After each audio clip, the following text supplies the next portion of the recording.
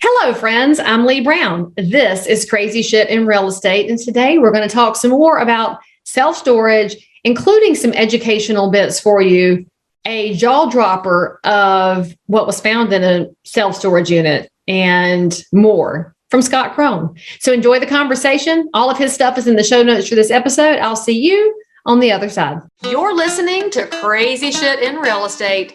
You'll be amazed at all these wild but true situations that others have found themselves in. Because on this show, you'll hear uncensored, unbelievable stories from the world of real estate. I'm Leigh Brown. Let's dive right in. Welcome to the show. Tell my audience a little bit about you, where you're located, what you've done and land in the real estate space. I began my career in getting my master's in architecture, and I was fortunate enough to work for my professor, who was a real estate developer and also an architect and builder. So I got really hands-on experience. I began the multifamily world, and then in '98, I started our own company, Coded Design Build, and we were doing development, design, and build. And then the crash came, and we began moving into more of the commercial space. And I saw the massive cap compression in multifamily. And that's when I moved into self-storage. And we've been developing and converting and expanding self-storage facilities since 13. All right. So the bulk of my audience is consumers. Okay. And so when you say things like cap compression, you probably just blurred them off the episode. So hang in there, consumers. He'll explain this to you real quickly. So talk like you're talking to normal people, because I do have a lot of realtors and investors that come to the show, but I have a lot of people that are just interested in the backstory of different angles of real estate. Absolutely. So for those that might not know, cap rate, it's a commercial tool to analyze how strong or good an investment is. And capitalization. CAP stands for capitalization, everybody. Right. It's basically the income divided by the value. And so it's a little backwards in the sense that the lower the cap rate, the smaller the number, the better the investment. So you want to buy at a high cap rate and sell at a low cap rate. So if you buy like at a 10 or 12 and sell at a 5, you have either a 5 or 7% difference in your valuation. And basically what it is the cash on cash investment rate of return. So if you invest $100,000, then you expect to make $5,000 if you have a 5 cap. And for the record, this is why you want a realtor who knows investments when you're making these kind of investments. If you hire a realtor who does not know cash on cash return or cap rate as part of their vocabulary, go find somebody else, because with 1.6 million of us out there, you could find a representative if you're not ready to do this on your own, because this is kind of technical information, but it's super important when you're dropping money into these spaces. Absolutely. So cap compression is that the greater the demand, the lower the cap rate. And so the value, people are willing to pay more and more for an asset, but they're not making any more and more on their income off of it. And so what happens is you gain less rate of return on your investment, and it becomes more and more risky because of the fact that instead of getting 5%, you might be getting 3%. And so when everyone was buying multifamilies, everyone was driving up the price, but the income on it was staying the same. And so as a result of it, the cap rates were becoming more and more smaller, and that is cap compression. Well, and of course, that's market by market. In my area, I'm in Charlotte, North Carolina. Where are you located? I'm Chicago, but I'm going to be heading to Charlotte very soon. Oh, there you go. So number 3 fastest growing area.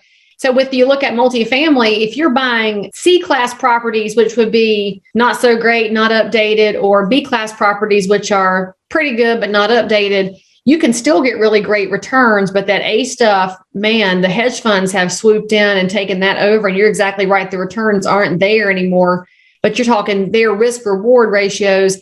And multifamily by its nature, it's a different kind of investment than self-storage. And I find that a lot of investors seem to think that whatever vein they're in is the only vein of investment. So they think about the old 1% rule, but that's single family investing. And then you look at multifamily, it's still lower risk than single family, honestly, but now you got to look at class ratings of buildings. Then you look at commercial, warehouse, industrial, but self-storage is where you landed. And I'd love to know how you went from an architecture class to self-storage. Did you give up on all your design, or were you working in design for self-storage, or how exactly did your developer professor sneak you in that angle? Well, he did. And I was all in multifamily. So for 6 years, I worked exclusively in multifamily. And so my master's thesis was a $100 million project. It was like 400 condominiums, townhomes, and single family homes. And then when we started Coded Design Build, we were strictly on the single family, multifamily mixed use. But there really isn't that much difference between self-storage and multifamily, because of the way I look at it, it's apartments without toilets. And so I don't have to worry about getting the calls in the middle of the night that someone has had a really fun evening and then they come home and then smash the toilet or done something to it and it's not working. I don't have to worry about those sorts of calls. And so in essence, we're renting a similar thing. We're renting a box, and my box is just the most simplistic version of a box. But yes, my design criteria is about 1% of what it used to be. And so I can design the entire facility in a couple hours versus a couple days. And that's probably with dimensions in a couple of hours, because I can probably draw one on the back of my envelope right here. But you probably couldn't build off of that, let's be honest. Yeah, so, I think a little too much credit there. So did you work in anything else besides real estate, or you went straight from college into real estate? Because that's an unusual path. We don't often see people go straight into real estate. Yeah, I mean, during college, I did different internships. So I was in development in terms of fundraising, working for Northwestern University, and I was also in the banking world.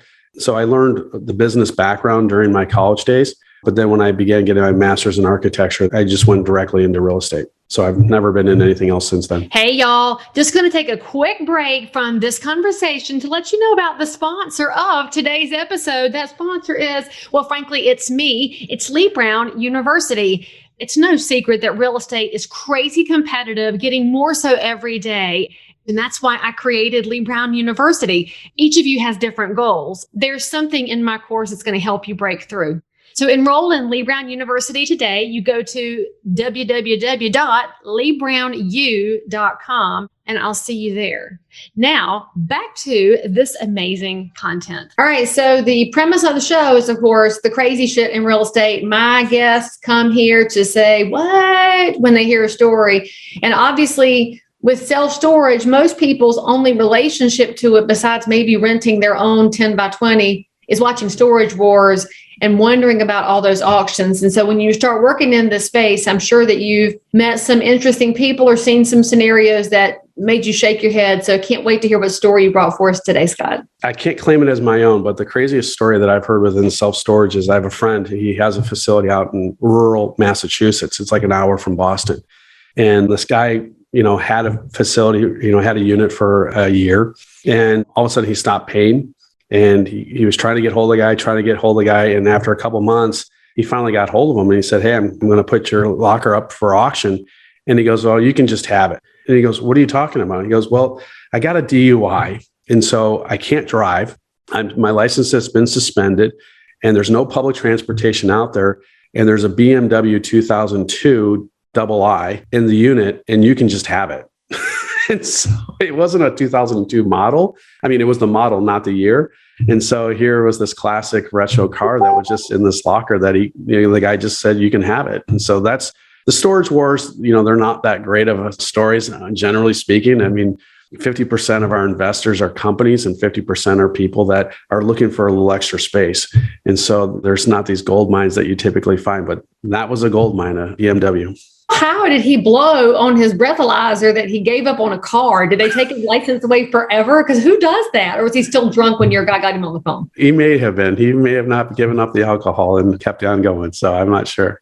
Right. So we watched that show and my kids love watching it with me. They're teenagers and they find it to be fascinating.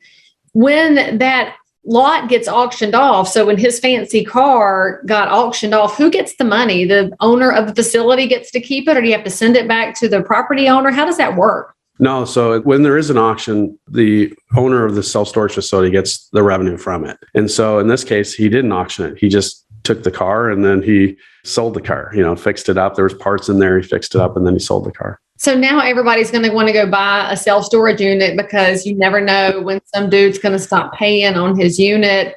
It would never occur to me to park a car inside a unit because I've seen the ones that have RV parking, and that seems to be a growing trend. Are you seeing that on the architecture side of self-storage, that there's more of the large toy space outside in addition to the lockers that we're used to? Well, generally speaking, we have facilities that are more urban and then we have some that are more rural. And the urban ones we have like 500,000 people that live within 3 miles, and 66% of them are renters. And so they're small rentals and they need a little extra space. And in those, you actually walk into the facility, you can drive into the facility, the doors come down, and then you use a cart to go to your space because we have 700 units. And so, in those cases, there's typically not a car in them because you can't drive the car through the building. But the adult toys are more of the rural areas. And so we are actually developing a facility in Michigan right now that will be a combination of outdoor lockers plus RV and boat storage. There's a big demand for that, especially in the seasonal areas. North Carolina, I would be boating all year round there, but up in Michigan, the Great Lakes tend to freeze over a little bit and it makes it a little harder. Our lakes don't freeze. And so if you come buy something here, you might get chilly out there, but you can still ride in your boat. All right. So if somebody's going to get into self-storage, what's the best way to get into the business? Is it joining an investment group? Is it building their own? How much does it take to get in, and how do they best navigate that space? There are 3 classes, and I would say that the classes are different in terms of how you were describing a little bit before. So Class C would be more rural, smaller, first generation self-storage, typically what you think in your mind when you think of self-storage. And, that would be like a penny stock. Class B would be more suburban and between like 300 and 400 units, maybe 200 to 400 units, and maybe climate controlled and have a fence around it. That would be Class B, and we see that as a blue chip stock. And then Class A would be urban, where you drive into the facility larger, typically above 400 units, 400 to 1,000 units. And those are Class A, and we see those as growth stocks. So the first thing is to really identify what you want out of your investment. Are you looking to be an owner-operator? Are you just looking to be passive income? And so once you've identified those sorts of things, then you can go after your classes. So if you're looking to be an owner-operator, a Class C or B would be a good place to start. And there's great financing options, especially with the SBA, where you only have to put down 10%. And so you could probably pick up a facility for $1 million and put down $100,000 and be able to, cash flow or improve them. I mean, we just bought a facility that would be a Class B facility in Michigan, where it's around 350 units. And we spent just over $2.5 million on the facility. And so we evaluated it that the rents were 30% below market. So we're just going to go in and raise rents. And then once it's stabilized at the higher rent rate, we're going to turn around and flip the facility. So when you're evaluating a property, how do you run the numbers on a storage facility? Is it the same way as in multifamily with the leases that are in place and the percentage of occupancy, or are there other factors at play? Yeah, that part is exactly similar to multifamily. So we're looking at gross potential income, then we're looking at the adjusted income, and then our expenses to get our NOI. But instead of multifamily, where the expense ratio is around 55%, we see self-storage being anywhere from 25 to 35%. So that facility in Michigan, we won't have anybody on site. We're going to be running it completely remote and online. And so we'll have people go there and make sure it's clean, make sure the locks are overlocked and stuff like that, but like once or twice a week. But we won't have any full-time staff on site. Well, that's kind of crazy. Is that the perk of technology? Do they get in with an app or with their code? And why don't you have somebody on site to sell the boxes and locks? Is that not the revenue stream that it used to be? In this case, for that facility, we won't have that much revenue off of that. So the bigger one is tenant insurance. And so we're implementing a tenant insurance program that you either have to buy it or you have to prove that you have it. And so that is our largest source of revenue. But in each of our facilities, there is a keypad where you enter in your code. And so we know exactly who's going into our facility. The gate will open. And then we have cameras everywhere. And there were some benefits to COVID, ironically, to state it that way. I know it was a very difficult time for our country. But one of the benefits for self-storage was the fact that everything went online in terms of contactless contracts and papers and all those sorts of things. And so all the payments, all the contracts are all online. And so we don't have to worry about having someone sign a contract. It can be done on paper. Online. I like you're looking for the upshot there. Good job. Yeah. All right. So if somebody wants to reach out to you and find out more about what your investment group is doing in multifamily and what they could learn from you and invest with you, what's the best way for them to reach out? Well, 2 things, Leah. One, I would like to say we have 2 gifts for your listeners. If they mention the podcast, if they email us at info@codamg.com. That's info@codamg.com. We have 2 things for them. One is a self-storage deal analyzer. So you can go in and there's an assumption tab and you can just put in the information that you know, and then it will run all the calculations for you so you can see how strong of the investment that it is. The second thing is that we have a self-storage feasibility study. So whenever we look at a new property, whenever we look at a new location, we run a feasibility study that tells us how strong the market is, how much demand, what are the market conditions? What are the rental prices? And so unlike multifamily, we will know all the statistics of the market when we go into it. So we know if it's a strong market or a weak market. And so we will give an example of that to your listeners. And so that way they can learn overall about the market, about self-storage. So between those two tools, we're happy to provide those to your listeners. So there you go, friends. Free stuff, yay. Before you spend your money, double yay, because if you know anything about the crazy stuff in real estate, more education reduces the level of craziness, but it never, ever makes it all go away. Scott, thank you so much for coming on the show and giving us some back sites and information that we can all take forward and do some cool things with. Appreciate it. Thank you very much. All right. If you enjoyed what Scott shared and you appreciate his red jacket, drop him some love in the comments. Make sure you hit subscribe, hit the bell, click on here for more love, and we'll see you next time on Crazy Shit in Real Estate. As always, I'm so super thrilled that you joined in for more crazy shit.